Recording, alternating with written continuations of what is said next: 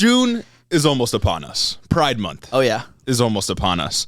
More like Sin Month. Well, exactly. Yeah. And you know what that means when it comes to Pride Month. It means conservatives are going to complain for the entire month, for 30 days. That's all we're going to get. 30 whole days. Because, I mean, to be fair, they get a whole month, but the troops get what, a day? Yeah. And it's like, last year, or on this same time, into June, of course, we got lots of counter protests. Yeah. We got direct protests. We got a little bit of stochastic terrorism, even as a treat, some domestic terrorism. Yes. And we're likely going to see that happen On again. like the first day, we got crazy legislation. So. We had people getting arrested outside of Pride events, potentially trying to incite violence, of course. We're likely going to see this happen again. Boys, right? Something like that. It was one of those crazy Patriot white ring groups that got caught in vans with a bunch of shit. So we might see that again, and we're also, of course, and we have been seeing boycotts. Yeah. And specifically, all of this is kind of culminating into the Target boycott, quote unquote, that's attempted, that conservatives are attempting to do right now. They're mad at Target because they're selling clothes that have rainbows on them. And to conservatives, this is tantamount to grooming somehow. And the claim has also been that they're selling like bathing suits that are for children to quote unquote tuck in, which of course is not happening. Yeah, that's the big one that's been happening, right? It's been going viral, that one like rainbow bathing suit that has a tag that says tuck friendly construction. That's it. But it's not. That's it. And they're saying that it's being marketed towards kids. That's how this whole thing started off. Yep. Was some lady went into Target and said like, this is for kids. Clearly isn't for kids. It literally isn't for kids. It's gotten to a point where conservatives like Matt Walsh, of course, and all the other demons that populate the internet nowadays will find like a piece of rainbow clothing. They'll post it on their social media. It'll be like slides or something that you'd wear to the beach that have a rainbow across where your foot goes. And they said this is grooming or this is shoving it down our throats. You'll have people that are now walking into Target, harassing customers, harassing people that work there, stomping on merchandise, stomping on signs that say like be proud or something like that. Yeah. Like we're getting to a point where it's like going to Target is like the modern day Normandy. They're storming the beaches of Normandy. The brave conservative patriots are storming the beaches of Target to take down this Pride merchandise that's indoctrinating your kids. So in all seriousness, though, the Target stock has gone down a little bit. Yeah. But of course, correlation isn't causation. You can't. And it's also a stock that's been fluctuating. It's for like that, a while. and it's also if you look at the stock of other supermarkets in the United States, of which there's like 4 others. Yeah. Because capitalism. They're also dipping a little bit. It's just it could have something to do with the impending Armageddon that our country's about to go into. It could have had something to do with the debt ceiling, maybe. Yeah, so we're seeing conservatives react in a sort of way where it's just like harassing people and getting on the border of domestic terror, because we have corporations like Target right now specifically sending out warnings to their employees that you need to be safe because people are coming in and harassing others, especially in red states. So I mean, this is kind of like the right-wing message right now. This is kind of the point of their campaign is doing actual violence to people, which is kind of crazy. Who are just doing their jobs. To corporations, like right? Just working, going to work, clocking in every day. And an interesting thing that I think we all need to pay attention to is, especially during June, especially this year, because we've gotten to a point, kind of past the point of no return for the conservative hate campaign against the LGBTQ. A thing that we need to pay attention to is if corporations actually stick by the side of the LGBTQ as they claim to want to do with their marketing, or if they're going to back off kind of like Target has already. Yeah, they're pulling their Pride merchandise from like select stores, citing like threats of like violence or like fears of harassment against their staff. And on its face, you might think that makes sense. Yeah. But when you look a little bit deeper, it's kind of funny almost, because Target dedicates hundreds of millions of dollars every year to their anti-theft operation, but suddenly can't do anything about a small select portion of the population barging into their stores and destroying stuff and harassing their employees. And stuff. Like, I know you can do something about it. Like, and the fact that they're folding can, this easy. Up security at those stores and just kick those people out that were harassed. Like, have a zero tolerance policy for the harassment. You could do something like that. You don't have to turn your back on the community that you're trying to profit off of with this whole promotion anyway. So I think an important thing to pay attention to is how many corporations actually stick around the LGBTQ during June and onward as well. Because you might make an argument that it's easiest to do in June because it's Pride Month. Yeah. But perhaps we'll see what they do outside of June. Some corporations have already kind of folded, like Bud Light kind of folded a little bit. Oh, Bud Light with the whole for sure. Dylan Mulvaney thing throughout April and May. And we'll see what Target's already folding a little bit. We'll see what other corporations do. But it is that time of the year. And conservatives are going to be insufferable. They are. They're storming the beaches of Target, ready to fight. They're culture warriors. It's a war. Yeah. It's a war. It's a war, and they're fighting against rainbow slides. Yeah, no, it's a very serious political ideology. T-shirts grooming children, and that is kind of the mortal threat against Western civilization. And it's like, goddamn, it's just crazy how they just lied about that whole issue and then just got like, now everybody thinks that those things are for kids. And it's like, I guess hot take, even if it was like, no kid is gonna say, "Oh yeah, tuck-friendly construction. I'm gonna be trans now." They don't know what that means. Exactly. Like, "Oh, I'm gonna be trans now." Well, it's like that's not happening. Also, like if a kid goes in and wants to buy a rainbow shirt that says like Pride or something on it, or just has a rainbow, why does it matter? Or right? even worst case, like it says like light binding effect. Yeah. Like, they don't know what it fucking means. Especially that, because it's like corporations nowadays only promote Pride so much because they know they can sell it, right? They can put it on T-shirts and they can sell it as a sort of marketing scheme. This is the same thing, by the way, that happened with advertising companies when they started to put like black people or people that aren't super duper skinny into their advertising. Conservatives freaked out about it, said it was the decline of Western civilization. Oh, they still freak out about it. Every time someone who doesn't fit like a beauty standard is on like a magazine cover, Jordan Peterson freaks out. Yeah, but what corporations realize is that Americans look very different, and people that don't look exactly like who they're marketing to also have money to spend. Yeah. So of course they're going to market to the LGBTQ, to black people, to people that aren't super duper skinny and don't fit like the standard beauty stereotype that everyone's been used to for all of U.S. history. Of course that's what they're going to do. They want to make money. And it's like, even with the binding thing, you don't even have to be like trans to just want something to have a binding effect. You need to be trans to just want something to not have your titties out. Like sports bras are a little binding. Like nobody bitches about that. It's clothing. Not advertised as such. It's just clothing. It's just a thing that you may want in a certain circumstance. Yeah. Like it doesn't have to be gay. You know what I'm saying? This is what conservatives are focusing on right now. This is their it is. I don't know, their white whale, I guess, the one thing that they're trying to, like, I don't know what else they support at the moment other than like destroying Pride Month. Yeah, I guess they support total economic collapse. Yeah. The anti-rainbow slides. It is crazy. You'll see later on in the episode when we talk about Minnesota, but we got some states that are literally reviving Karl Marx, bringing him back from the grave so that they can pass their legislation. Just some of the greatest things that we've seen in quite a long while out of this country. And then we got conservatives who are promising to annihilate the first gay person they see in June. Like, I don't. What are we doing? It's nuts. It's the absolute state of this country is something to behold. Yeah. You know, maybe it'll collapse soon. Yeah, maybe we'll make it 5 days into June, and then it's over. Way bigger things. And they'll blame it on the LGBTQ. I guarantee it.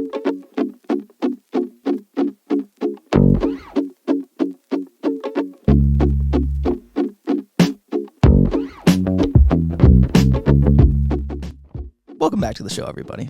Welcome back to Head in the Office. We got a lot to talk about today. Yes, we do. A lot of news just hit all of a sudden this weekend. Pretty crazy stuff. We're going to start off with talks about the debt ceiling. Yep. You already know. Then we got to talk about our boy Desantis. Meatball Ron, car seat Ron, booster seat Ron, whatever you want to call him. Little short, boy, little D, tiny little boy. D. I could fit him in my pocket, Ron. Yeah, Ron DeSanctimonious, Putting Fingers Ron. Rob. There's Rob. My guy Rob. There's lots of names for him, but we got to talk about that. Got to talk about the election, of course. We got some abortion bills we got to cover out of the Carolinas this week. Oh, goodness gracious. A little segment that was asked for by a couple of viewers that we have.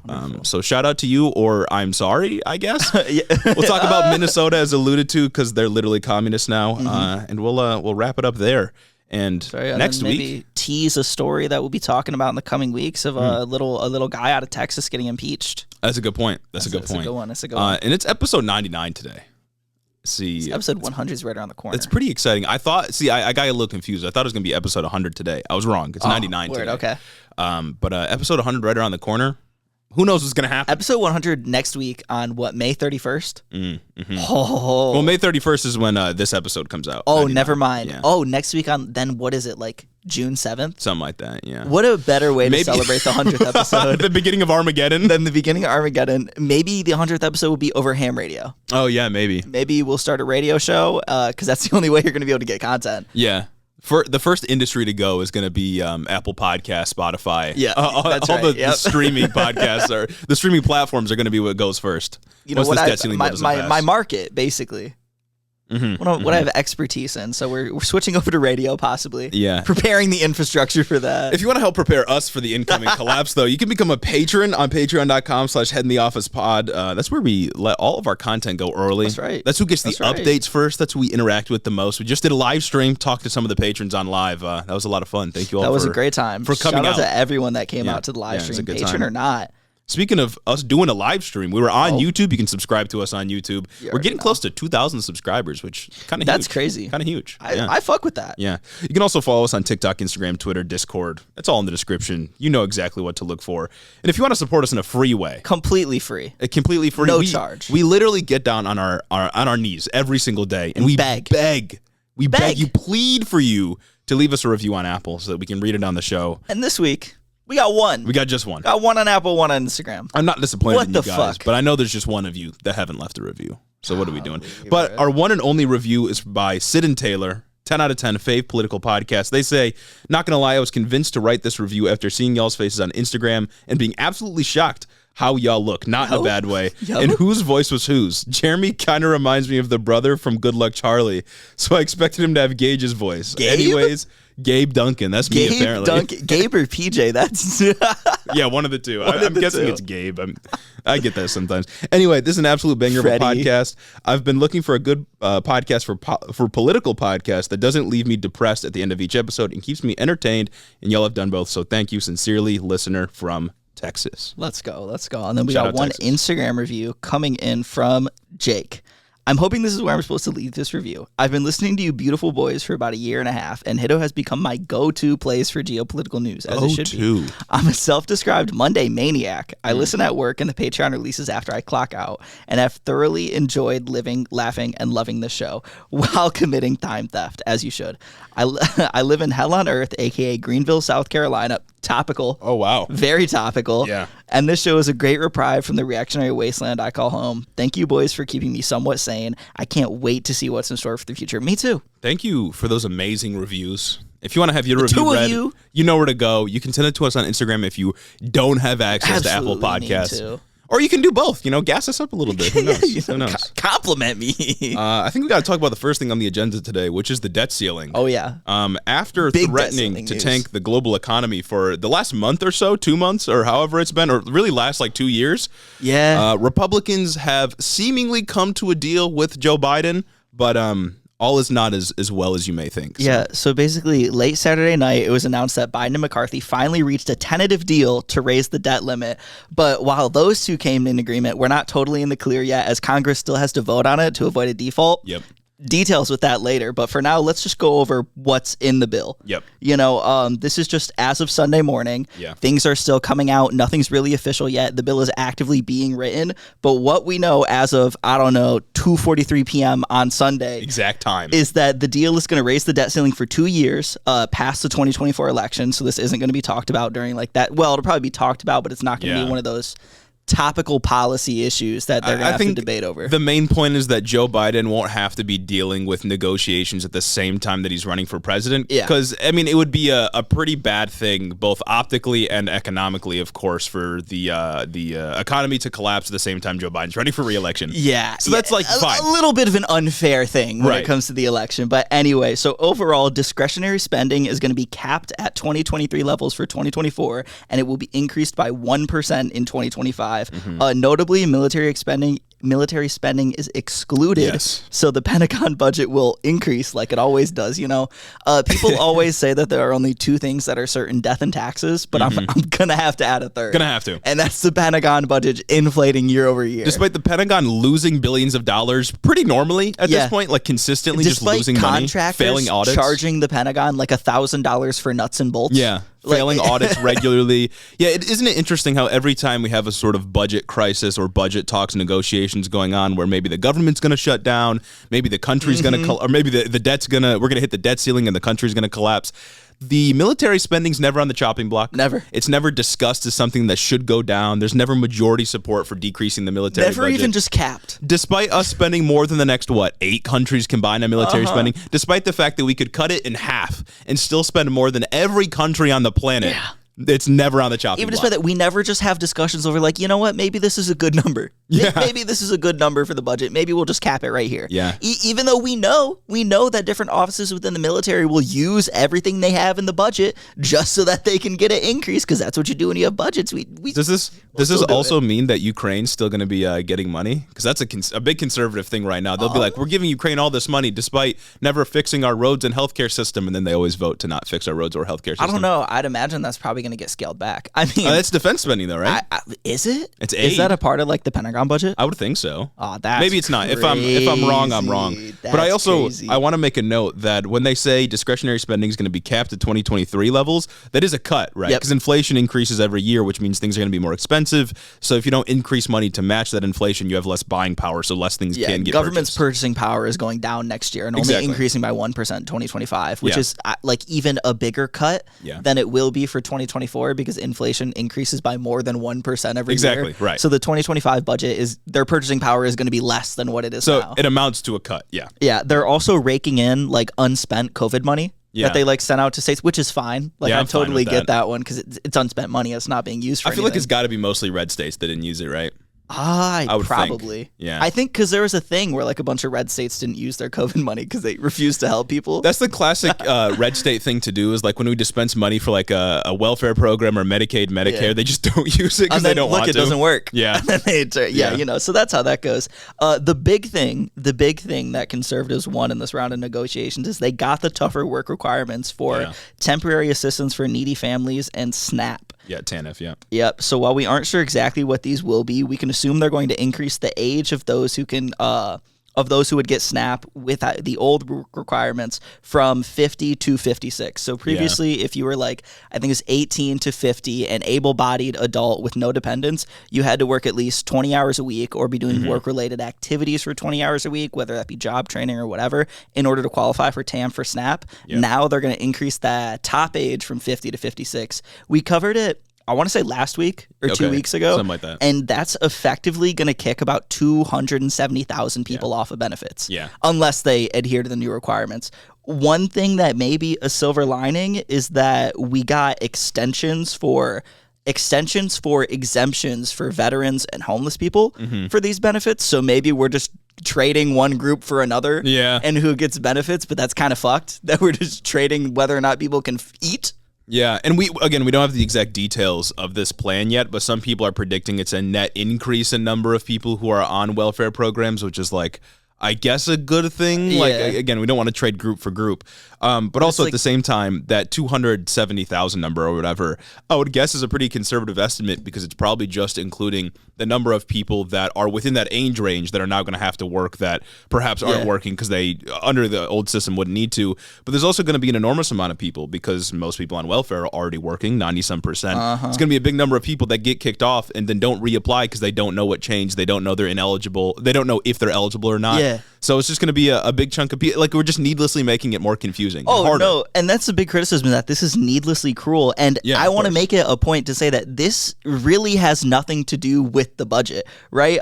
Matt Windiger, a senior fellow at the conservative think tank American Enterprise Institute, had this to say about the work requirements. He said, quote, "There's not large budget savings attached to this. It boils more down to the question of should individuals be expected to do anything in exchange for benefits?" And that's consistent with what McCarthy said last night when he said, quote, "These work requirements will lift Americans out of poverty and into the workforce." Actually, it will put them in the workforce, but out of poverty, that's a stretch. Yeah, that's a stretch. Absolute, which is crazy because they're just admitting this has nothing to do with the budget. Right. So that makes me think, why would Joe Biden even capitulate to these demands? There was no reason. There's absolutely no reason when they're citing budgetary reasons. This is so that conservatives have another thing to talk about within their like culture war narratives. It's so that they can turn around and say, and look it, we're putting a stop to welfare queens and all of these people that are abusing the welfare system. You just gave them a talking point. Which is crazy because like plenty of people that are on welfare do vote for Republicans. You're just hurting those constituents. Like, it's not an insignificant portion of people that are on these same welfare programs. They're going to be hurt by this Republican deal if it is to go through. And on top of that, if we're talking about like reducing the budget, obviously this is not going to be significant in reducing the national deficit that we have. And I'm sure you have this this later on, but the way, of course, that you reduce the deficit, if you're really interested in that, is by raising taxes and reducing military spending. Those raising are the biggest taxes, hindrances. reducing government spending just in general. And speaking of taxes, there are no tax increases as a part of the deal. And on the topic of tax increases, Biden originally wanted to work to close tax loopholes, not add new taxes. Right. Get rid of things that aren't supposed to be there. Close loopholes that you shouldn't be able to take advantage of to increase revenue. The conservatives said no. Loopholes like definitionally aren't supposed to be there. Yeah, you know what definitionally I mean? like should be illegal, but there's just like, I don't know, some weird You missed the thing point, in the right? law. You missed a point when you were writing legislation, and people can slip through the cracks. And McCarthy's like, nah, let's keep the cracks open. So Why actually, not? that's cool. You know, my cousin who owns, who's like a 500 trillion zillionaire, he actually uses these, so we can't. Because that's really what all these boil down to, is their billionaire donors wouldn't like it if they closed those loopholes. Some good things, student loan forgiveness is off the table. Big, but I don't know. I feel like I'm kind of scared that it's off the table, because McCarthy cited one of his reasons for it being off the table is the legal challenges in SCOTUS, and that makes he doesn't me need think, to fight the fight. That makes me think it's not going to go our way if they're confident about that. I did see somewhere that student loan repayments are going to resume again as a part of this deal. Really? I don't know if that's 100% confirmed, but in my reading this morning, that's what I saw. But I did, of course, see that McCarthy's not trying to cancel the plan with this legislation, which is like, not great. What I would have liked to see is Biden just kind of sneak in that the plan is, in law. That would have been great. That would have been super cool. Because then the court ruling wouldn't have mattered, right? Because Congress would have done it. God, that would have been sick. Cuts to IRS funding, which ironically increased the deficit, are coming, and different sources are reporting different things. I think the Wall Street Journal said that they are going to originally, what was it? The Inflation Reduction Act passed an $80 billion increase to the IRS. Which is gas, by the way. Which is pretty sick. It's going to be cut back by, I think, $10 billion. Wall Street Journal is reporting $10 billion. Axios is reporting $2 billion. So I don't really know what to trust, but there will be some cut to the IRS, which is like, it's significant, right? Because again, we're talking about reducing the deficit. One way to do that is to pay off your debts rather than incur new ones. You gotta, if a country wants to do that, you gotta raise revenue somehow. Yeah, and usually that's through taxation. That's the main way. You either get more money or you spend less money, and we can't do that without the IRS, of course. And I saw some figure put out there that every $1 that goes into the IRS is $6 back into the government's pockets. It's the only agency that makes money. Yeah, it makes money, and by taking money away from it, we actually can't pay our debts back. Yeah. So, but the whole point of this hostage situation was to pay the debts. So, conservatives don't really think like that, though. It almost seems like the whole debt situation, the whole debt narrative was completely a smokescreen, and all they want to do is hurt people. No, literally. And it's like, I got that in later. It seems like the debt ceiling only exists to give conservatives like a talking point. It seems like it's only us and Denmark that have an actual fiscal monetary limit that isn't a percentage based thing. We have a hard dollar amount limit, and Denmark's is so high above what the government actually spends that they never have to worry about hitting it, and when it needs to be raised, it's raised without question. We're the only country that does it like this. It's completely arbitrary. We could set the debt limit to $1 billion, trillion, zillion dollars and never have to worry about it again, but no. And the 14th Amendment thing, which we've been hearing a lot about, right? This idea that the 14th Amendment completely precludes any of these debates, says that the debts can't be questioned specifically for this reason. I was listening to some interview the other day, and somebody had said that the reason that was implemented in the 14th Amendment was because after the Civil War, all the southern states that were mad wanted to do exactly what's happening right now and stop us from paying back debt so that we couldn't, continue to do things. We couldn't continue to function as a country. And the language that debts can't be questioned was added to the 14th Amendment to prevent this from happening. Nuts. And I guess we've just lost the plot in the 120 years since the 14th Amendment passed. So. And it's I'd also like to point out that Denmark, only other country that has a similar situation that we do, does all of this while having a debt limit so high they never reach it, and while having an expansive welfare state. They're doing all of that. Everyone's got healthcare. Everyone's got healthcare. They're doing better. The income inequality isn't crazy like it is over here. So it seems like the debt limit only exists just to give conservatives ammo in calling Democrats fiscally irresponsible, despite them racking up deficits higher than Obama inherited after the Great Recession under Trump. In less time. Trump racked up the deficit to higher levels than what Obama inherited after the Great Recession pre-COVID. Pre-COVID. Oh my God, I can't, bro. Now, you might be thinking, okay, Armageddon's not going to happen because we got a deal between Biden and McCarthy. There's a deal. They said okay. It's a Republican, one of the head Republicans, and the Democratic president. They got a deal, meaning it must pass, right? Yeah. You might think that, but all is not well. No. Passage is certainly not guaranteed. According to CNN, Hakeem Jeffries, who is the leader of the House Democrats, said that there's, quote, nothing in the bill for Democrats, which is very reassuring, meaning that he's probably not going to want his party to vote for it. And the new cutoff day is June 5th, as we mentioned before, so we're kind of losing time, and legislation takes a little while to pass. Yeah, it's not a quick process. You got to write it, all of it, and pretty big bills. And now you might think, okay, Republicans have a 222 majority in the House, so why don't they just pass it without Democrats? There's another problem.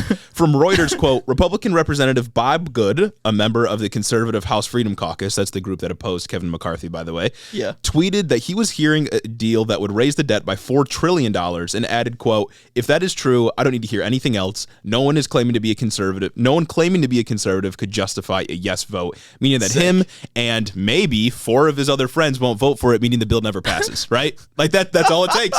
That's all it takes. We're inches from collapse. We are staring down the barrel of global economic crisis, and it looks like they might not be able to get it done. No, actually, and we could be proven wrong by the time this episode comes out. I hope so, but from what we're seeing on the eve of Armageddon, I'm not too sure. No, not at all. As of Sunday morning, Democrat Representative Jim Hines is saying that he's currently a no vote. He says there's nothing for Dems in the bill, and he doesn't want to validate the negotiation process used by the GOP here. North Carolina's Dan Bishop described the deal earlier Saturday as utter capitulation in progress by the side holding the cards. Yeah. Oh my God, it's so sick. So both Democrats and Republicans want to vote no. Yeah. They're both signaling that they're not going to accept any of this.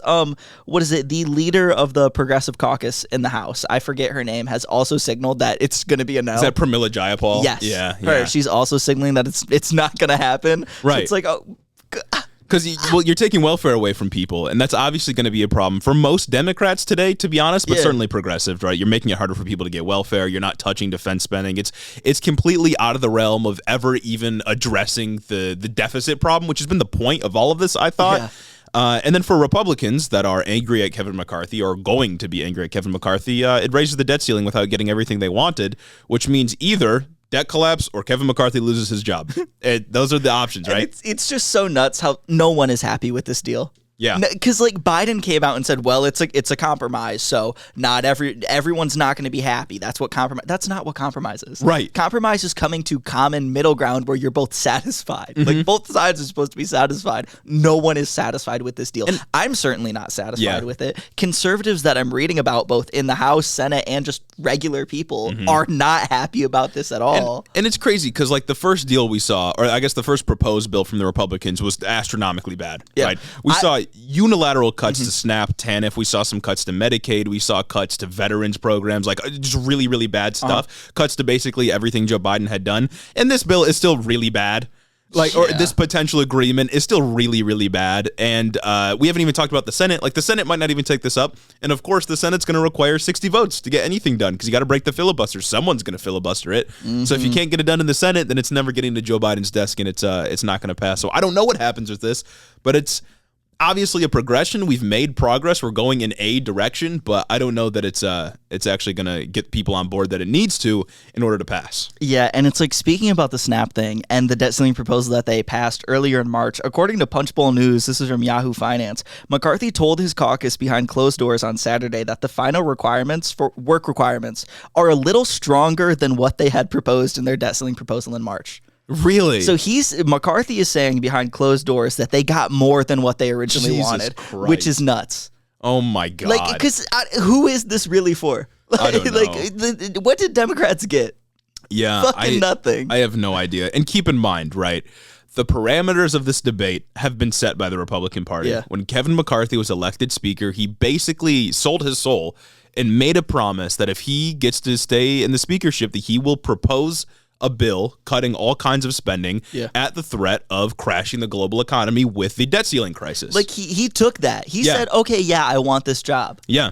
And so if we do get to a point where the economy collapses because Democrats and Republicans just can't find a deal that works for everybody, which it looks like they won't, it's his fault. Like, he did this. No one person should be able to have that much power at all. At especially someone as insecure that wanted that job so bad. He just wanted his a painting of himself in the White House or the chambers or whatever. Yeah, and let's not take away responsibility from the Republican Party. Almost all of them are going along with this, right? Oh, yeah. There were 40-some Republican senators that voted or signed on to some memo that said, yeah, we're not going to vote for a debt ceiling raise unless we get some kind of spending cut. So all Republicans are obviously complicit in what's going on here, but this can't happen without the leadership of people like Kevin McCarthy, who are pushing this along, who are kowtowing to the most extreme elements of the Republican Party right now. This is the kind of thing that ends empires. And even if it doesn't happen right now, the growing strength of the furthest right reaches of this country is not a good thing. Yeah. It is not good. It is not going to be good legislatively, economically, or in any other way. It's trouble. Bro. I'm sick of this guy, Kevin. And there's I've seen a couple of people, I guess we could talk about just the leftist liberal response. I've seen some people claim that, this is all intentional, that the debt ceiling is set up so that Democrats can have an excuse to cut welfare, which is something they secretly actually want to do. And maybe, it's right? Some of them do. Certainly, people like Joe Manchin, the more centrist, moderates, right-wingers in the Democratic Party do want to cut welfare. But I think when it comes to Biden, the options are either they just didn't have a strategy, they weren't prepared for this somehow, they didn't see it coming. They absolutely weren't prepared for this. I do fully believe that Biden thought that somehow there were going to be good faith negotiations, because there are so many things that he could have done to avoid getting to the point where we are now. He could have tried to do something with the 14th Amendment. We've known about this for months. We've been literally covering this for months. We've actually been covering this for years now, considering that we had this exact same debate this time last year and in October. He should have known that it was going to come up again now, because why wouldn't it? Well, and I've seen some people say that during, I think Senator Tim Kaine had said that during the lame duck session, they should have passed some law either raising the debt ceiling or getting rid of this function entirely or pushing it out a couple of years. And maybe, but I don't think they would have had the votes to do that, certainly in the Senate. Probably I don't think it would have passed, even with budget reconciliation. I don't think Joe Manchin would sit there and he'd do the same thing he did with budget reconciliation, where he said, no, these things need to be actually debated in actual process. We can't just rush them through. What they should have done, I think, is start the whole court process with the 14th Amendment interpretation a year ago at least, right? Yeah. Because I guarantee that they knew about the whole 14th Amendment thing before people started reporting about it. So that's what they should have done to begin with. They better have. But the reason I don't think that Joe Biden secretly wants to do this, or I guess the Biden administration, is because the bills that he's passed, whether it's the Inflation Reduction Act or the CARES funding when he first came in as president, I think that was under Joe Biden. The American Rescue Plan was the COVID funding. CARES Act was Trump. Yeah, that was under Trump administration. All of the big packages he's passed have been extremely popular. We started his administration with a huge expansion to welfare programs with the child tax credit. He tried to do student debt relief and all these other things. I don't think his administration really wants to. I think they're just either fumbling it or they got something up their sleeve that I'm unaware of. Right? You think so? Maybe they got a trap card that they're about to lay? They've surprised me a couple of times with the whole with the student debt relief specifically. Obviously, it hasn't happened yet. It hasn't been a big success like we want it to be. With the way in which they played Joe Manchin and the Republican Party, to be honest, they passed the infrastructure deal and then did everything else they wanted to. I thought that was pretty good, but who knows, right? Maybe they've got something, but the clock's ticking, and my faith in them has never been very high. Yeah, but I love the debt ceiling talk. Hopefully, this episode comes out before things collapse. You know how that goes. I'd rather us be timely than the country be saved. You know what I'm saying? Basically, I need the content. I'm thinking about me. If the vote could happen on Wednesday night after you all listen to this episode, that'd be pretty sick, actually. Yeah, exactly. I'd fuck with that. I think it's time to move on to Ron. I think it is. Ron Desantis. This is old news at this Mr. point. Meatball. Who cares about Ron? Yeah, it kind of blew up. Everybody knows the gist of it, but we got to cover it. Those of you that were here on live or have watched our VOD replay of the live already know that we've covered it. You got to watch the announcement with us. Yeah, because we covered it. But the moment that we've all been waiting for has finally come. And you know what I'm talking about. It's the official announcement of Ron DeSantis. He's now officially running in the 2024 election. His candidacy actually leaked a couple of hours before his announcement because of his FEC filing, which is something you got to do. It's a legal thing. His official announcement took place over Twitter, of course, on Twitter Spaces. Audio only. Audio only. It was a Zoom call alongside Elon Musk and some dude named David Sachs, who I guess is just like a PayPal guy. Okay. Like the ninth investor to PayPal or something like that. That's how he knows Elon Musk. Nice. That's how he got in on this. The first 20 minutes, of course, of this Twitter space were filled with silence and audio feedback and crashes. At one point, they just had to end it and create a new one because they couldn't get it to work. They attempted to frame this as breaking the internet, quote unquote, which of course it wasn't. No. It was just breaking a function of Twitter because they didn't know how to make it work. And I guess the servers just weren't working. Elon Musk got caught on hot mic saying that. Yeah. Yeah. Golly, bro. That's like if our stream fucked up on Friday and we said, guys, we broke the internet. Our 50 viewers, we broke the internet, baby. Come on. Yeah, it's like they were, when it first went down, they were sub 500,000 people. Yeah. And then eventually they recuperated up to, I don't know, like 400-something thousand people were in the Twitter Spaces, I think. I don't know. I mean, it was a couple 100,000 people. But of course, you can get radio shows that with more people listening in. Yeah, you Fox can get News AOC more people on Twitch with more people. Yeah, no, it's not like an unheard of thing to have that many people listen, especially when it's a presidential announcement for the person behind the front runner right now, you would think, Ron DeSantis. He could have just got a slot on Fox News. Yeah. He could have had fucking Brian Kilmeade gas him up. But no, he went on with Elon. And then in the video they dropped, that was just, I think, his Twitter Space audio over some like footage of both of them walking around, repeating like 4 fucking times. Yeah. It was more Elon than it was Ron. Right. That blew my mind. And that was released by DeSantis' team. Yeah, DeSantis War Room, baby. DeSantis Come War on. Room, yeah. Yeah.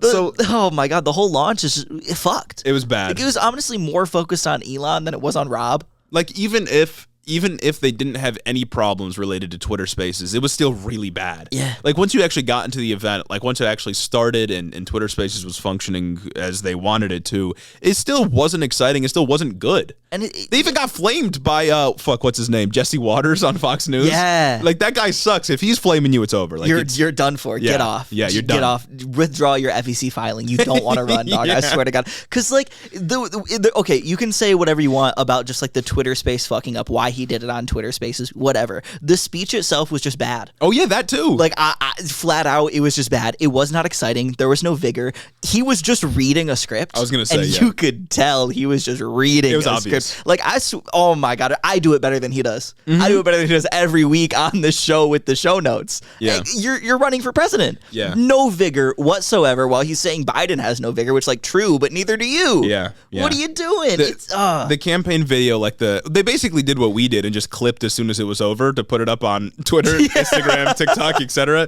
What it was just 4 minutes of DeSantis reading from a screen, right? Yep. Like, that's all it was. It was so boring. So boring. Oh God, bro, I can't wait for Trump to start clapping his ass, bro. I know. And we didn't really even get any policy prescriptions outside of what we already knew, which is like, he hates trans people, he hates gay people, wants to give money to the elite as much as he possibly can. The woke virus came to Florida and we killed it. Yeah. Not COVID, though. Yeah, no, not specifically not that virus. Yeah, one virus came and we got it, but we didn't worry about the other one. I guess the case for this kind of announcement was that Ron DeSantis and I guess this is kind of the argument advanced by DeSantis and Elon Musk and David Balsax. It was that so Ron could speak directly to the people, reach a quote unquote larger audience than he would if he did a typical campaign announcement like we've seen in the past.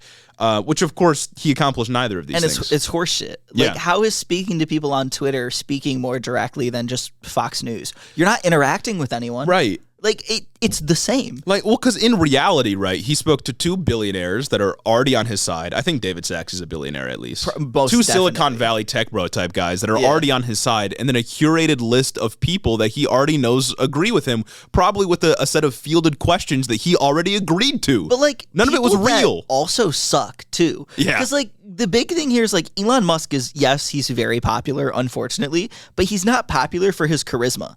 Yeah. He's popular for being, I don't know, a fucking nerd. Yeah. And commenting under Nazis' posts like, interesting, we'll look into it. And shitty memes and just, oh my God, just being an awful poster. Trying so hard to be a poster, which you're already fucked if you're trying. You just got to shit on the timeline. Some people got it, some people don't. Exactly. Yeah. Precisely. There's a gene for it, and Elon does not have it, I swear to God. But he's not charismatic. To launch it, he's like, oh, yeah. Yeah, that is how he sounds, too. Yeah, he's like we stopped the mind virus in Florida. we didn't lock down Florida. Oh yeah. And like he kept interrupting Ron DeSantis to like talk about cryptocurrency or to just say some weird line. He's like, oh yeah, and crypto too. Don't forget about crypto. Yes, crypto. We can't forget about crypto. I'm fine with crypto. I wouldn't do anything about crypto. I love crypto. So obviously, like those are there's a lot of problems with the announcement. But we kind of already alluded to the idea that could have just been in front of an audience or on primetime Fox or really any cable news show would have had him on for an announcement. Absolutely. Like you would have got more people. You're telling me that he couldn't have got, I don't know, 1,000 fucking psychos in Florida to show up for him, like on a stage somewhere. Yeah. Like you're telling me he couldn't, that instantly would have been better. Instantly, so many of like the things that made this event bad would have been better if he was just like, I don't know, at a podium and like shaking his fist or something. And he could have done that in conjunction with having Fox Primetime cover it. Yeah. And then he would have had every news outlet cover it. And he could have like gotten to the pocket of Fox a little bit. Maybe they would have pushed back against Donald Trump, because we already know that there's some insider information that a lot of Fox News hosts don't like Trump that much. Yeah.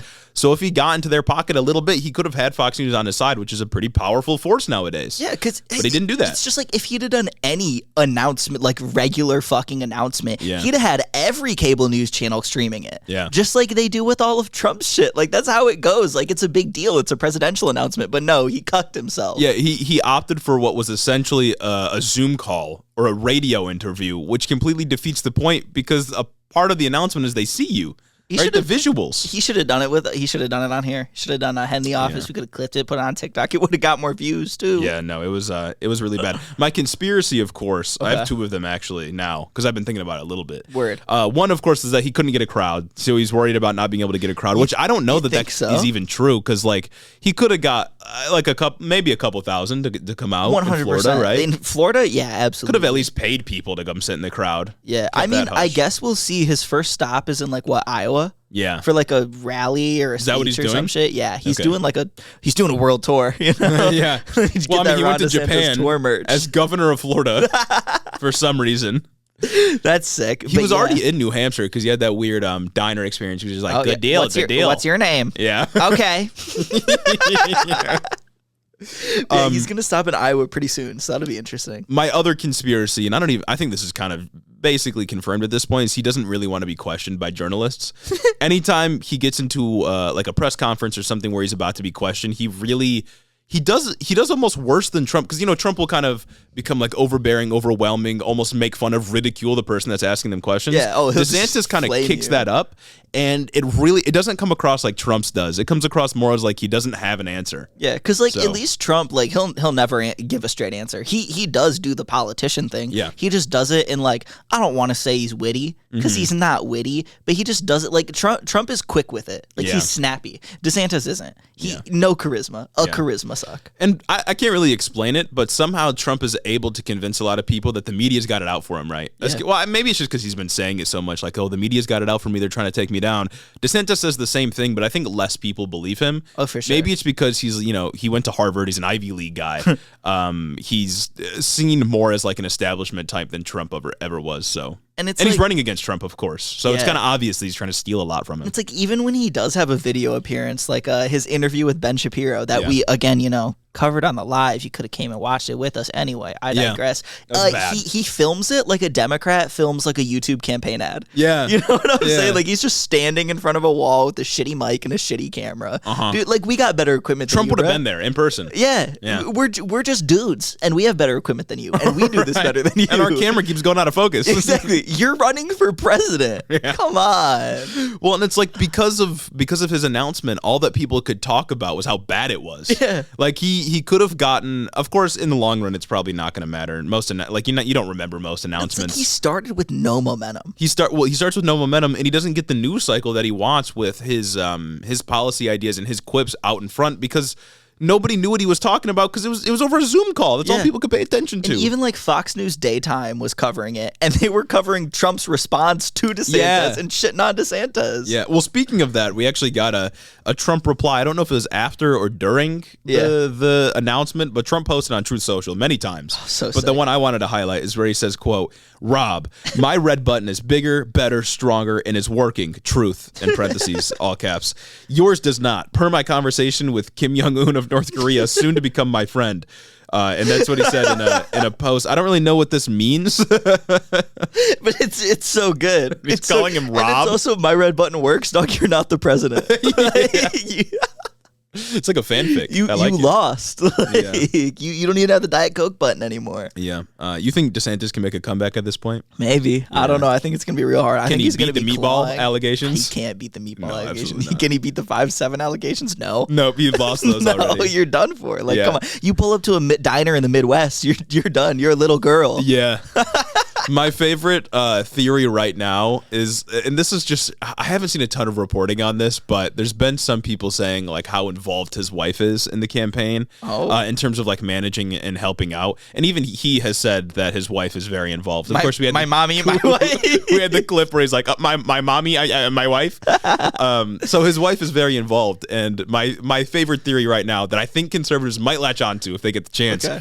Is that of course a woman is corrupting him and that's why he's going to lose. Oh, that's a good one. Yeah, because you can't trust women. Of course. Honestly, if that is what happens, that's got to be number 2. Like theories why a campaign fell right behind Andrew Yang's. My staffers wouldn't let Andrew be Andrew. Oh, exactly. Those are both very sick. Really and very cool. They're 1 and 2 far ahead. Number 3. Well, of course, it's so easy for conservatives to just like find some woman involved in whatever problem and say like, oh yeah, well she corrupted the man and took away everything he loved and made him a really sad husk of a person. Like it's always the woman's fault.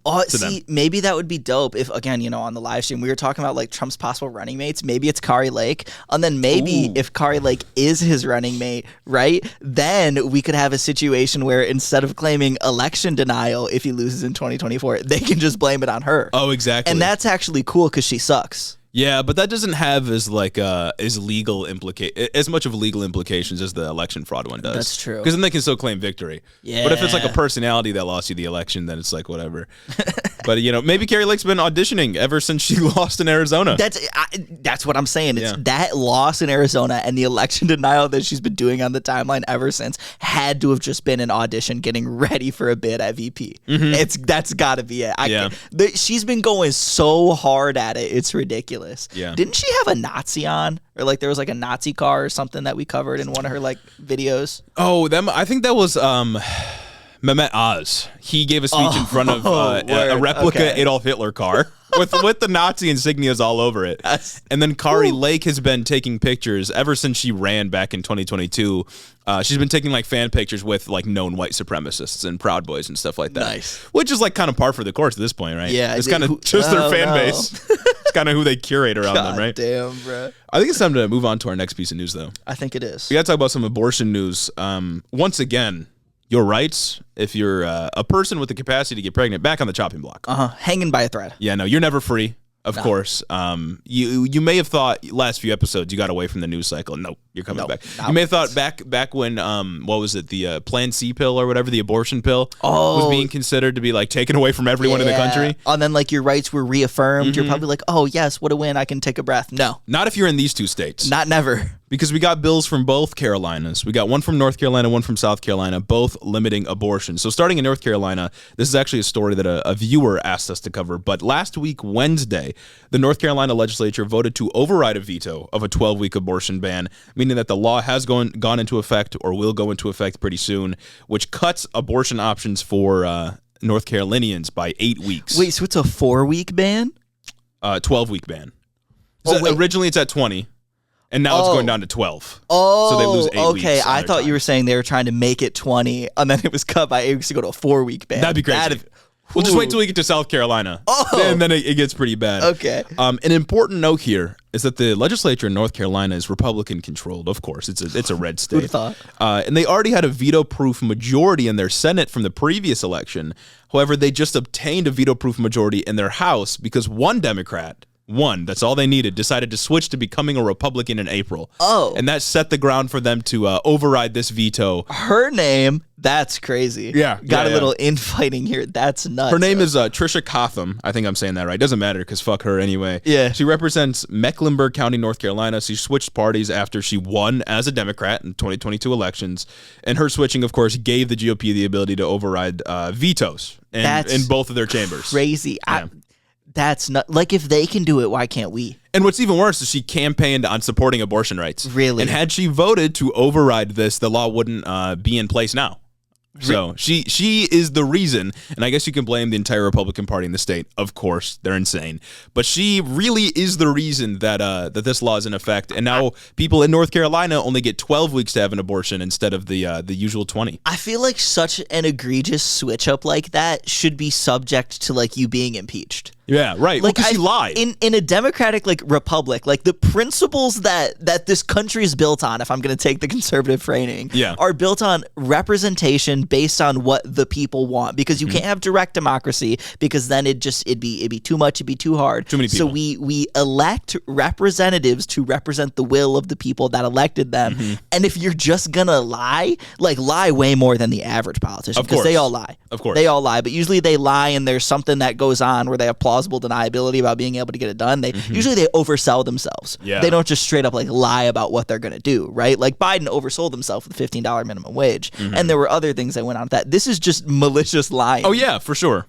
Like she did that with I don't understand. I feel like that should be grounds for impeachment. Easily accessible recalls. We need those for everybody. Like that is like misuse of public trust, like an egregious misuse. Yeah. And she switched parties allegedly because she was being bullied by the Democratic Party. Oh, it's gonna get so much worse. And she didn't want to quote unquote be controlled by the Democratic Party. And it's like, well, you literally lied to the people that elected you. I don't want my constituents to be able to tell me how to vote because guys, I'm my own person at the end of the day. So I got to do me. Yeah. So that's the reason that abortion rights are being restricted in this state of North Carolina. That's crazy. She's about to get bullied so much harder. Rightfully so. In South Carolina, there's an abortion bill that was just signed into law a couple of days ago that bans all abortions after 6 weeks of pregnancy. It's called the, quote, Fetal Heartbeat and Protection from Abortion Act, which is corny, of course. Yeah. And upon passage, it was set to go into law effective immediately, but it's currently being held up in court. So right now, I think South Carolina is also at 20 weeks for abortions. Wow. And needless to say, heartbeat bills in of themselves, virtue signal. Yeah. What is it like about a heartbeat that is any different than like any other function? Well, you know what I'm saying? It's just like heartbeat. A heart is like a cultural signifier for something that we should like think of and like care for. That's it. That's all it is. It's a virtue signal. A heartbeat, not significant. The heartbeat at 6 weeks is really just pacemaker activity. Well, what it's actually called. Oh, here's the thing is I think they listened to Head in the Office from just about a year ago today, probably. Yeah. Where you made the same argument, of course, that it's just electrical activity. Yeah. And this is from CNN. They said, quote, it bans most abortions after early cardiac activity. Oh. Not heartbeat. Okay. Can be detected in a fetus or embryo, commonly as early as 6 weeks into pregnancy, before many women know they're pregnant. And it also says any physician who violates the law will have their license to practice in the state revoked by the State Board of Medical Examiners and could face felony charges, fines, and jail time. That's insane. Which isn't dissimilar to other bills, right? Yeah, no, it's not. It's still just as insane as the other things. But wow, because electrical activity, like it's a heartbeat bill, but it's not about the heartbeat. It's about the pacemaker activity in the heart, which is just a signal. It's just an electrical signal. The heart's not even fully there, right? It can't fucking work. It doesn't work. It's not there. It's not a fucking thing. Yeah. So that's pretty awful. Of course, there's many pieces of legislation that fit this similar mold where it's at 6 weeks, or I think 6 weeks is like the popular time. It is because that's where you can do that virtue signal, which of course doesn't make any fucking sense if it's murder. By the way, they're but not going to whatever. do the fucking blastocyte bill. Yeah, they're not going to be like, oh yeah, actually, once the zygote forms into a blastocyte, then that's it. They're not going to do the there's 3 germ layers. That's a person now. It's all the fucking same thing. It really is all the same thing. But one important note is that you maybe see a pattern in a lot of bills, whether it's abortion bills or bills to restrict gender affirming care or bathroom bills or whatever they are targeting marginalized groups. There's a lot of similarities between states.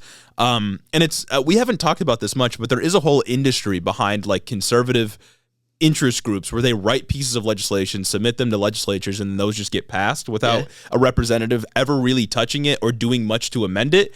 And I think that's kind of what's happening here. Oh, that's got to be. There's millions, perhaps billions of dollars behind this industry that produces legislation, and these are groups with specific names that you can look up and find where they pump out all the same stuff, and that's why a lot of these bills look so similar. It's all the same people. Is that kind of what like Moms for Liberty does with like their book bans? They might be one of those groups. Yeah, they might be. I haven't looked too much into it. I plan to in the future for the listener that DM'd us about it. I do want to look into Moms for Liberty. I saw a headline about them earlier. But like, there's that. And like, we've kind of touched on it sometimes, like with anti-trans legislation. Like people get paid to fly from other states to argue on behalf of the constituents of the state that they don't live in for why trans rights should be taken away. Like that's insane. That's fucking ridiculous. There's this policy interest group called ALEC, I think. I can't remember what the acronym stands for, but they have their hands over all kinds of different pieces of legislation, both federally and state by state, where it's just anti-trans laws, whether it's like sports, gender affirming care, et cetera, or book bans or abortion bans or whatever it is.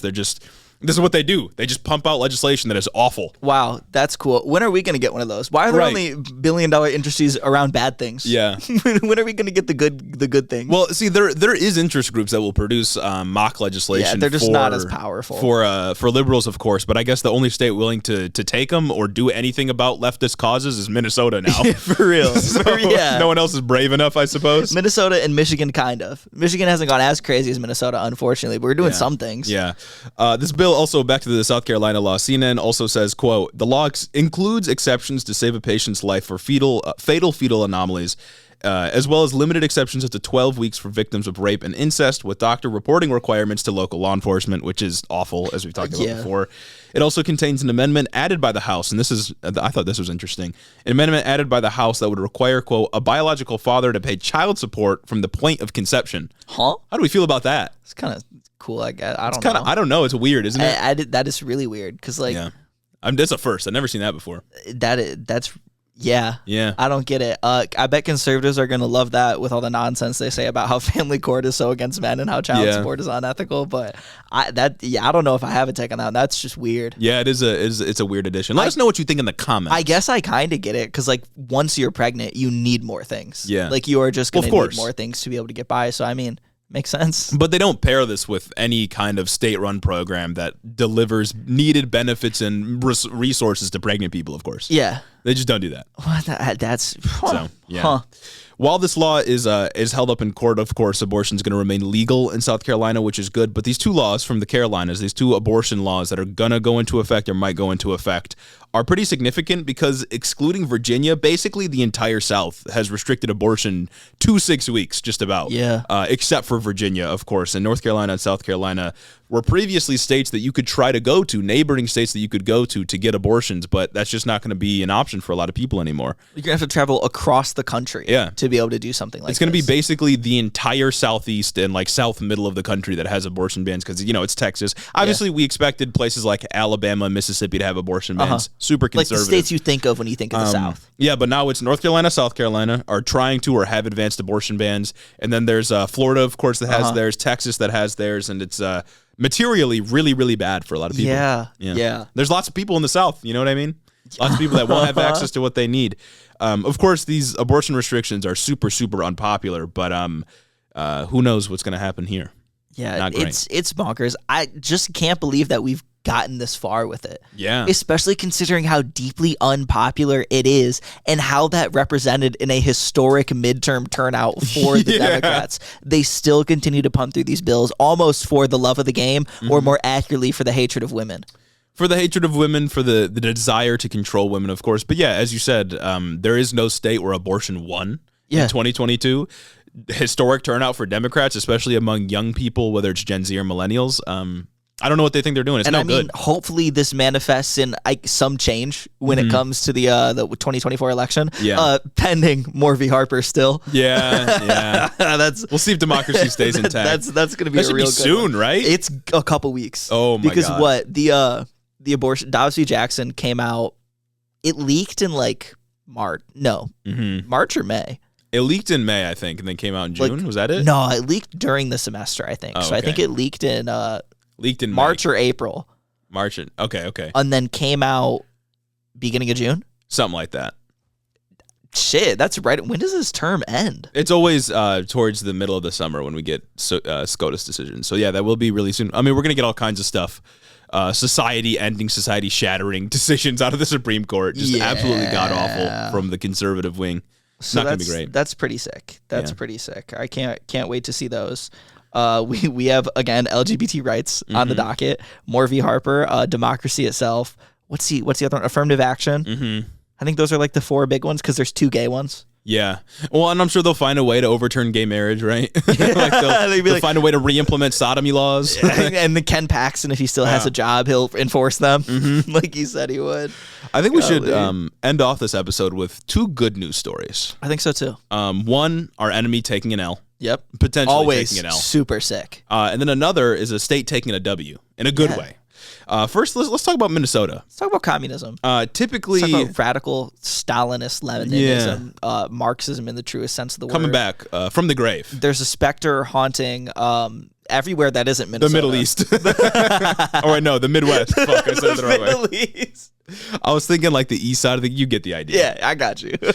Minnesota, typically considered a purple state, of course, especially when it comes to the state legislature. Yeah, it's usually like it doesn't have a trifecta, but as of the 2022 election, Democrats do have a very slim trifecta in their state government. And I didn't know this, but actually, I think their party, their Democratic Party, is called like the Democratic Farmers Labor Party in Minnesota, cool. Which is like already kind of cool. I guess they're making good on that promise. I don't know when this change happened or if it's always been named that, but I like that. I wish we had something like that here, and I wish that our trifecta here in Michigan would do something like they're doing in Minnesota right now. And it's crazy because go nuts. Michigan's doing some pretty good things. Yeah, they are. We've gotten like, some undoubtedly good pieces of legislation out, but nowhere near what Minnesota has done. No. And I didn't even know the full extent until I was looking into it because the legislative session just ended for Minnesota, of course. And with a very slim trifecta, you usually wouldn't expect much. I think they only had one or two seats. I think it was 1 or 2 seats, but they all came together. Like the progressives and the more liberal people in the party came together and they said, you know what, we need to get things done while we can get things done. And they had the right attitude about it, and this is what they were able to accomplish. Yeah. Minnesota, as I said, their session just ended, and they were able to revive communism in the state. That's right. They're on a comeback. That's right. And this is honestly, Minnesota right now is the blueprint functionally for what a good blue state should be doing. Yeah. What a Democratic controlled blue state should be doing, because you don't see places like New York and California doing all this. No. But a couple of things they passed. So many people are just cucked by the idea of procedure and the idea of like, oh no, we need to consider, like, these conservatives represent people too. Yeah, right. We need to let them have a say in it. No, you don't. They steamrolled them. You need to do good things. Yeah. You can run over the conservatives because the conservatives will run over you. There was a couple of times, and of course we'll get to this, when the Democrats in their House, Senate, and in their House and Senate just completely ignored what the governor wanted. Yeah. Because the governor wanted to be a bit more conservative, also a Democrat, by the way. And they just kind of ignored him and passed it anyway. Which is pretty sick. And we'll talk about it at the end. Yeah. He vetoed one of the pieces of legislation because they didn't have veto-proof majorities. But anyway. So here's a couple of things. We're going to try to get to like the big ones. Inevitably, we're going to miss some things because you know how that goes. But here's a couple of things, a couple of very important things that Minnesota did pass. First, they codified Roe v. Wade, and in the same bill, they also legislated protections for contraception, sterilization, preconception care, maternity care, family planning, and fertility services. All of that is now in law in Minnesota. Excellent. They have now universal free school breakfast and lunch for all students K through 12, regardless of income. Everybody just gets it. Pretty sick. They said for the schools to get it, they have to enroll in like the federal free lunch program. Yep. And for any student that isn't covered with the federal guidelines, Minnesota's just going to pay out of pocket for them. Yep. Sick. Yeah. As I think Michael Parenti said, I'm for the movement that feeds the children. Yeah. So that's absolutely guess. They also now have universal paid family and sick leave for all workers, raising the coverage from 25% to 100% in the Minnesota workforce. Huge dub for communism. Yeah, absolutely. Huge dub for Karl Marx. They also legalized marijuana, just outright. Pretty cool. Nice. They funded the removal and replacement of all lead pipes in the state over the next several years. Common sense. Yep. Common sense reform. I think we could use some of that over in Michigan. They banned non-competes for all workers and added tons of other protections for labor unions, which we love to see that. They created legislation to prevent cooperation with states that attempt to persecute trans people, and they set up protections for gender-affirming care so that it can't get taken away from trans people in Minnesota. And they also banned conversion therapy. All gas. They established a free public college program for those making under $80,000 a year, and they just poured money into K through 12 schools. Substantial benefit. Again, college, the number one way to increase like class mobility. Yep. And just access to so many more people in Minnesota are going to have it. Yeah. They also added, in terms of elections, they added automatic voter registration in their state. They added pre-registration for those below 18, which, if you don't know, just means that you have all your documents in, and then once you turn 18, you're able to vote. And they made mail ballots a lot more accessible. And on top of that, voting rights are restored to all felons upon finishing their sentence. So sick. And they also, if we're talking criminal justice, made prison phone calls free, which is just astronomical dub. Yeah. Astronomical dub. Like, if you don't even know about, like, obviously when you are taking, a lot of people that are taken to jail or prison, just they don't have the money for a phone call, right? You shouldn't be making money off of people who are incarcerated speaking to their families. Yeah, and those phone calls matter, of course. They also enhanced gun laws, and they included background checks, red flag laws, and a lot more. They allow everyone now, including undocumented immigrants, to obtain driver's licenses. They added a child tax credit to cut poverty or childhood poverty by about 25%. And they did so much more across basically every issue you can think of, whether it's housing, transportation, healthcare, the environment, criminal justice, and it's so on and so on. It's really pretty cool. sick. They revived Marx. He's back, baby. Yeah. Back in the flesh. They're him. Capital Volume 3. Yeah. Minnesota legislature just wrote it. Another notable law that they also passed is they passed a bill that would make it so that Uber and other rideshare services like Lyft would have to pay its drivers separate fixed rates per mile with and without passengers, as well as flat $5 fees to drivers. Uber pushed back, threatened to pull out of the state, and the governor vetoed the bill. Yeah. So just absolutely caved and capitulated to corporate pressure on that one. So that sucks. Yeah, that's the typical conservative argument, is that if you say raise minimum wage or you increase taxes or you specifically here target a certain industry and say we're going to make it better for workers, the argument typically says that corporations, these companies will pull out because it'll become too expensive, they'll just leave.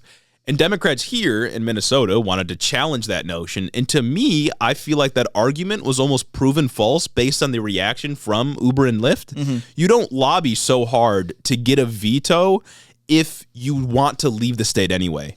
Why not just pull out at that point if you want to do that? To me, it says that they couldn't have afforded to pull out, or they would have just lost tons and tons of money from pulling out because, Minnesota's got major cities. Pulling out of a huge state. Right. Like, you can't do that without taking a big hit, especially when you're a company like Uber who's not profiting. Mm-hmm. It's not a profitable business model at all. They need to expand. They can't afford to contract. Exactly. Shit like that. So that's really annoying.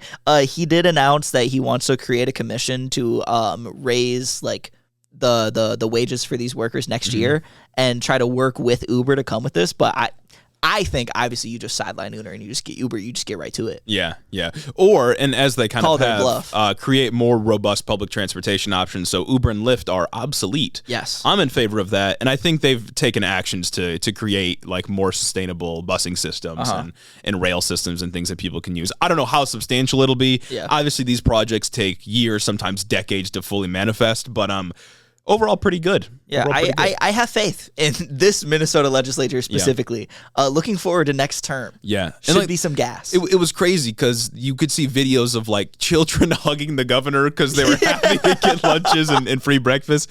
There's this video of one of the representatives that introduced the Uber Lyft bill being carried out by these workers, like cheering for him, like... This kind of public support, you just don't see this nowadays. You when was the last time you saw kids gathering around a hold on. Kids gathering around a conservative, like, in support of, like, because the conservative did a good thing for them. Well, I don't even think he's that, like, he's a Democrat, right? Yeah. The governor is, but he's, like, more conservative. No, I mean, like, when has that happened for a conservative? Oh, I see. When has that happened for Joe Manchin? Never. For Joe Manchin, fucking Matt Gaetz, or, like, any of these other fucking idiots. You never see constituents just happy around their elected officials. When have you seen like laborers, like 1099 workers, like blue collar guys getting up and, like, I don't know, cheering on conservative legislation and carrying them out of the House chambers? Yeah. You don't get it. With hope in their eyes for a better tomorrow. Something that's just objectively good, a sight to feast your eyes upon. Yeah. You know? Yeah. No, so tons of good things out of Minnesota. Every state should take notes here. Every state that's got Democrats in charge or with more power now absolutely needs to take notes, whether it's Michigan. Did Pennsylvania ever get a trifecta? They might have been like a couple short. Has a trifecta. I'm not sure, but I know we do. Yeah. And I know we could step it up despite the good that we have done. Yeah. We haven't had, like, maybe once our legislative section ends, there'll be like a big compilation of things we've accomplished to, like, go through, and we can talk about that. But, like, off dome, I know we've, like, protected trans rights a little bit. Yep. And Abortion's codified. Abortion's codified, and we've passed some gun laws. So that's all pretty cool. Yep. But I'd like to see pretty much everything Minnesota did. I would like to see here. So that's pretty sick. Shout out to the Minnesota listeners. I need a massive interstate rail system. That can take me anywhere I need to go. It should deliver me right to the studio and right to my house. Michigan should do that. Michigan should do that. Where's my money going? Be the pioneers. Come on. We don't need to fix the roads if we start rails. We're not the car manufacturing hub of the world anymore. It's time to make some progress. Train manufacturing hub of the world. Come on now. Come on. Yeah, exactly. It's Michigan, right? We have climate bipolar. You know, it's always raining and freezing and snowing. It fucks our roads. So many potholes. Awful roads in Michigan. If you know, you know. Basically. Yeah. Why keep doing it? Yeah, we shouldn't. We should build rail. I know of a very efficient way of moving a lot of people. More people than a single car can. When you don't need road. Yeah, exactly. No road, actually. It's trains. It's metros, subways, trolleys even. Oh, my goodness. Great. Come on. Just make Dig out under Michigan, big subway. Exactly. Big, huge subway. Enormous. Going under the lakes everywhere. Everywhere. Think of all the money that could be made. Make the lakes great again. That's all I got to say about this. That's it. Yeah. It does make our National Democrats look kind of... stupid, weak, oh awful. My God, yeah, absolutely. Especially considering just like the petty divides within like the as thin as the margin, because it's the Senate right now is 51-49, right? Yeah. Pretty much the same thing that Minnesota had going on. Right. And they can't come together because they don't want to come together and get things done because they have weirder like political aims than they do. And this is again why it is so much more important to focus on your state legislature because they are going to change your lives. Like the Senate, obviously big ramifications for the country. They could do a lot of bad things and they can do some good things. But the things that happen in your state are going to be way more impactful, way quicker. Yeah, like we know Marjorie Taylor Greene, we know Lauren Boebert, we know AOC, we know the kind of national figures that are sitting in the House and in the Senate are Joe Manchins, Chuck Schumers, etc. But the people that really make a big impact on your lives are the often overlooked races like state legislature, whether it's state House, state Senate, or even like your local officials. Those are the ones that could be, if they're good, they could be passing huge pieces of legislation to make your life just so much better. And it looks like that's what's happening in Minnesota. I mean, huge impact, right? Sick. And it's pretty sick to see it getting some attention and some positive attention too. I haven't even really seen conservatives come and shit on this because like they can't, right? They fed the kids. Can you believe they fed the kids? What the only conservative angle that they have is like, oh, they're spending too much money. They don't have this money to spend. It's like they're feeding the kids. Yeah. Or Ben Shapiro's take that. Oh well, free school lunch wouldn't actually solve childhood hunger. It would though. It would though because you know they can go and eat. Like they have two meals. It's not even just one. Every kid's got to go to school. And you get 2 meals, warm meals in your bellies. Come on, that's it. They get at least 2 out of the 3 meals. Yeah. Like, you can't argue against that, right? And it's like the only other angle they have is like, oh, look, they didn't listen to the conservative voices who didn't want to feed the kids.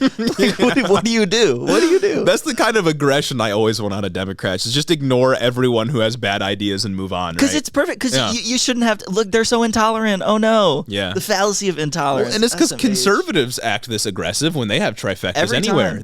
They'll do whatever they want. They will defy mandates from the Supreme Court to pass laws that hurt people. Yeah. So why don't we defy whatever conservatives say and pass laws that help people? Yeah, now I'm going to need to see some sick obstruction from Democrats. Just start going crazy. Use all their tricks against them to get good things done. Yeah. And we've kind of seen this with, oh gosh, I can't remember their name now, from Tennessee. Justin Pearson, the Justins. Yeah. They did everything they could to obstruct, and they got kicked out, which was sick. And now they're back now. And then they got reinstated, and they're doing cool things still. Exactly. Like, it's going great. Like, we need these aggressive legislators. I love it. Love to see it. Absolutely. But in other good news, speaking of enemies taking L's. Yeah, it's my favorite thing. Something I love to see. You know, people that are evil don't deserve good things, especially don't deserve positions of power. Texas Attorney General Ken Paxton, famous on this show for saying that he would defend sodomy laws if they went back in place. I'm just doing my job, just following orders. Come on. It's a classic response. Classic Nuremberg. Very defensible response. He was just impeached by the Texas House of Representatives for bribery,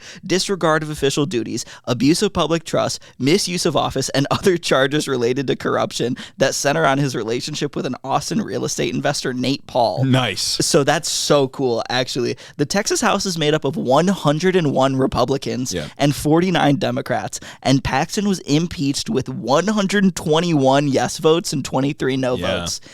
That's at the very least 80% of Republicans voting to impeach this guy. Yeah. Like, all the no votes were Republican. Had to have been. Had to have been. You cannot argue against that, right? And so now the investigation is going to move to the Texas Senate, where a 2/3 majority will be needed to remove him from office.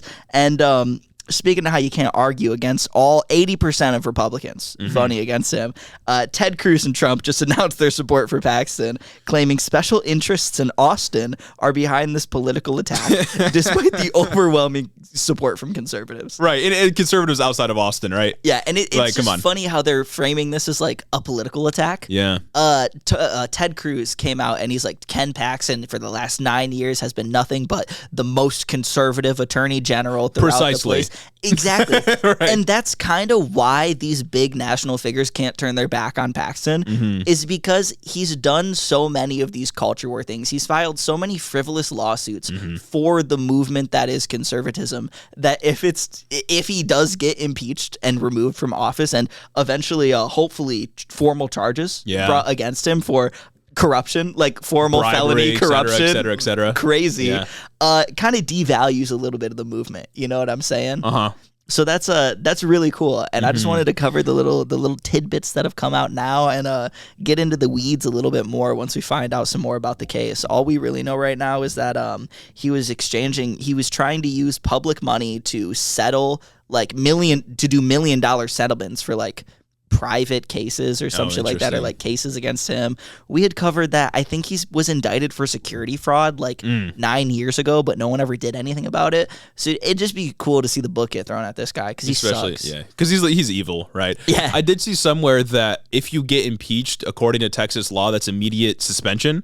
So I don't think he's in the position he's in the position, but he doesn't get to work. Yeah, he doesn't work right now. Yeah. Right now, Abbott has to appoint like an interim AG. Okay, cool. Yeah. But it's like, I mean, Abbott's going to appoint another demon. Yeah, well, of course. And my immediate observation is like, if you got 80% of your own party, the Texas GOP, the strongest state GOP in the country, voting against you as the person who has been like the front man for the conservative crusade against every marginalized group in the country, or one of the best foot soldiers, you're chopped, right? And like they're the ones voting against you? Oh, it's that, and then even worse, like I went on r/conservative earlier, right? Yeah. Just to see like what they were thinking about. I was like, are they going to say it's like political? No.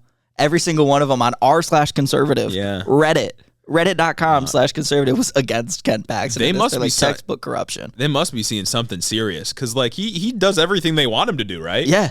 Oh, absolutely. He's filing all these lawsuits against Biden for not killing trans people. Yeah. And then like that blew my mind to see that he was getting impeached. That made me so happy.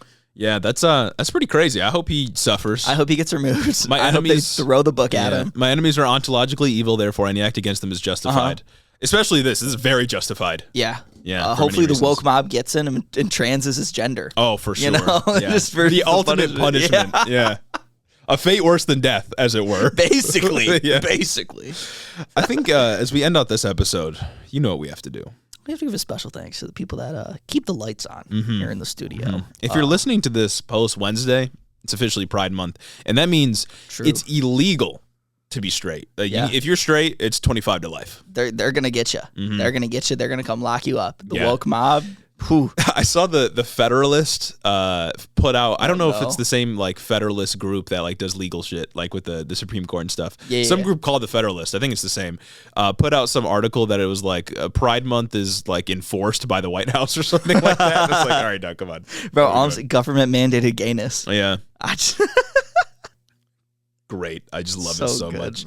But before we go, it's time to thank our patrons. So special thanks to Cricket Scrapbook Layouts, Nikki Nine Lives, Kaden Kraut, Lord T. the Radiant, Chris the Postman, Christy Beck, Talia Katz, 40% Spite, Andrew Harris, Mike Chaplinsky, Mattias T, Omar Zuno, Clayton LaFed, Mark Yeager, Sarah McRoberts, Dylan B. Kaz, Caleb Joy, Jim Bobs, Carl D, Rich Toro, Tari, Gavin Meyer Maldonado, Hunter W, Fergalaki, Max Vezquez, Jacob Rogers, Colton Mooberry, Fixer Punk, Jim Egbers, Jeff Muzzy, Bagel Burrito, Cincy Alex, Brad, Joe Stenstrom, Adrian Sandoval, Chloe Sam 601, Colleen Cuts, Timothy Espinoza, Gregory Isn't My Name, Very Yook, Jennifer DeVoe, Big Bird Titty, Crawfish, and Benneth Bennington III, Alexia Benanti, Nietzsche, Big Booty Beatdown, Moises T, Sam Maloney, Two-Headed Boy, Jeremy Cadright, Ben Shapiro's boyfriend, Jonathan Cassis, Luke O'Shea, Danielle Jackson, The Word of Microsoft, Jennifer Sines, Aaron and His Gundam Gundams, Darth Father, Aiden Taylor, Corey Chambers, Sewer Snack, Ellie N, Heidi Osgood, John Glover, Weed Thief 69, Devin Hatchard, Retromondo,